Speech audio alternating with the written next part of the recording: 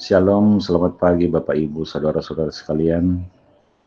Kita bertemu kembali dalam rehat Renungan Harian Gereja Toraja edisi 20 Februari 2026. Kita akan sama-sama melandasi segala aktivitas kita di pagi ini dengan membaca dan merenungkan firman Tuhan yang terambil dari Matius 18 ayat 10 sampai 18. Namun sebelumnya mari kita berdoa.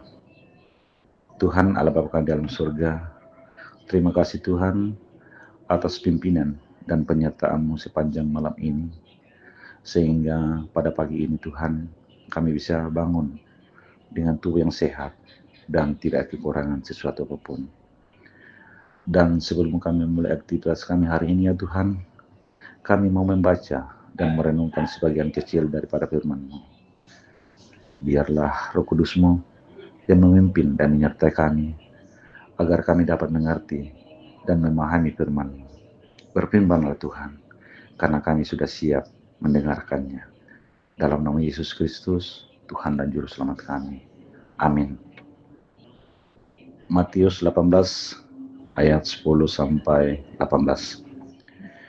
Ingatlah, jangan menganggap rendah seorang dari anak kecil ini. Karena aku berkata kepadamu, ada malaikat mereka di sorga yang selalu memandang wajah Bapakku yang di sorga. Karena Anak Manusia datang untuk menyelamatkan yang hilang. Bagaimana pendapatmu?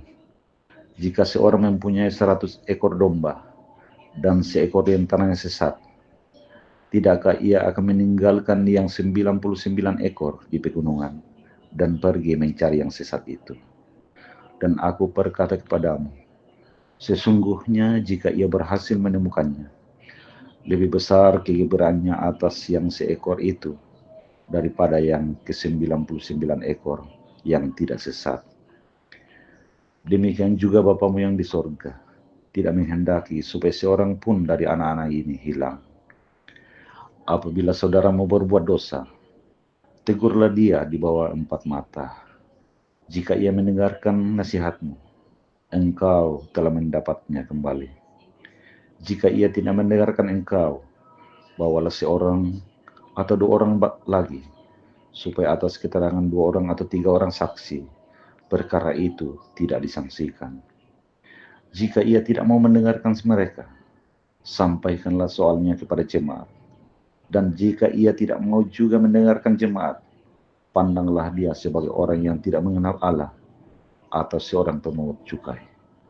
Aku berkata kepadamu, sesungguhnya apa yang kamu ikat di dunia ini akan terikat di sorga, dan apa yang kamu lepaskan di dunia ini akan terlepas di sorga. Amin. Kasih yang terwujud. Kamanasanna Pak Kaboro. Kasih seringkali dinilai hanya dari kata-kata dan perasaan. Kita berkata, aku peduli, namun jarang bergerak untuk benar-benar menolong. Kita merasa iba ketika melihat seorang jatuh, tetapi tidak berbuat apa-apa untuk membantunya berdiri. Padahal kasih yang sejati bukan sekedar emosi yang hangat di hati, melainkan tindakan yang nyata yang keluar dari iman yang hidup.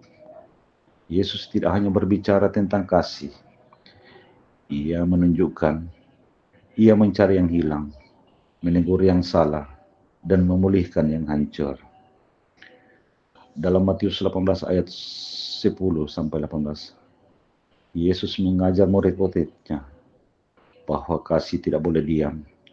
Kasih harus melangkah, menembus batas kenyamanan, dan berani mengambil risiko demi menyelamatkan satu jiwa yang berharga di mata Allah. Kasih juga berani menegur.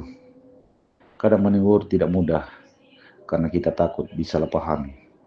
Namun Yesus berkata, jika saudaramu berbuat salah, tegurlah dia dengan kasih. Teguran bukan untuk menjatuhkan, tetapi untuk menolong, agar ia kembali ke jalan yang benar. Kasih sejati tidak memberikan orang yang kita sayangi berjalan menuju kesalahan tanpa peringatan.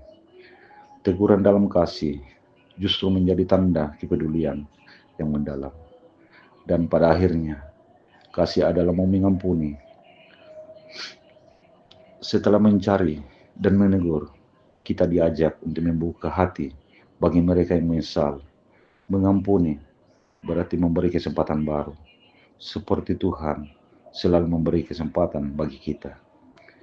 Kasih Tuhan menempatkan kita di sekitar orang-orang yang sedang terluka, tersesat, atau butuh uluran tangan.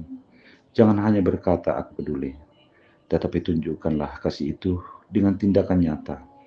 Karena kasih yang tidak diwujudkan hanyalah niat, sedangkan kasih yang mencari dan memulihkan adalah kuasa Allah yang bekerja melalui kita.